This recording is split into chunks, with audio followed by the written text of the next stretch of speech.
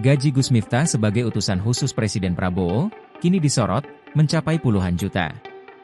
Gus Miftah kini tengah disorot setelah dirinya mengolok-olok penjual es teh, San Haji. Pendakwa itu kini telah memiliki jabatan di Kabinet Merah Putih, Prabowo Gibran. Tugas Gus Miftah adalah sebagai utusan khusus Presiden bidang kerukunan beragama dan pembinaan sarana keagamaan.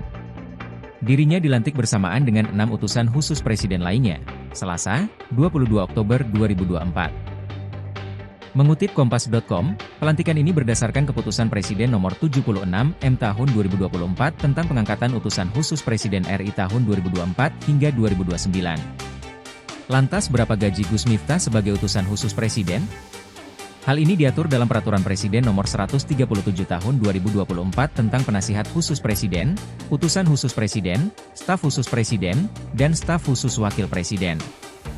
Disebutkan dalam pasal 22 bahwa sebagai utusan khusus Presiden, Miftah menerima gaji dan tunjangan setara dengan pejabat setingkat menteri.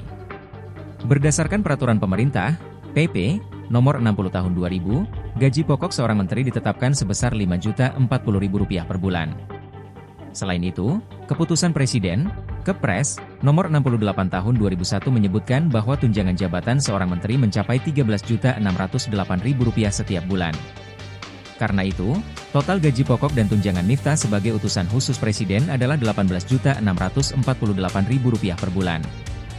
Jumlah tersebut belum mencakup tunjangan anak istri, biaya operasional, hingga jaminan kesehatan dan kecelakaan kerja.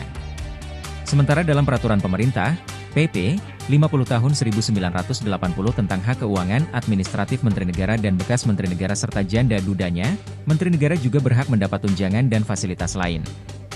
Fasilitas itu seperti rumah dinas, mobil dinas beserta biaya pemeliharaannya, serta biaya perjalanan dinas. Namun, yang membedakan adalah Gus Miftah tidak mendapat uang pensiun setelah masa tugasnya berakhir. Hal ini diatur dalam pasal 8 Perpres 137 tahun 2024 yang menyatakan bahwa penasihat dan utusan khusus Presiden tidak diberikan pensiun maupun pesangon.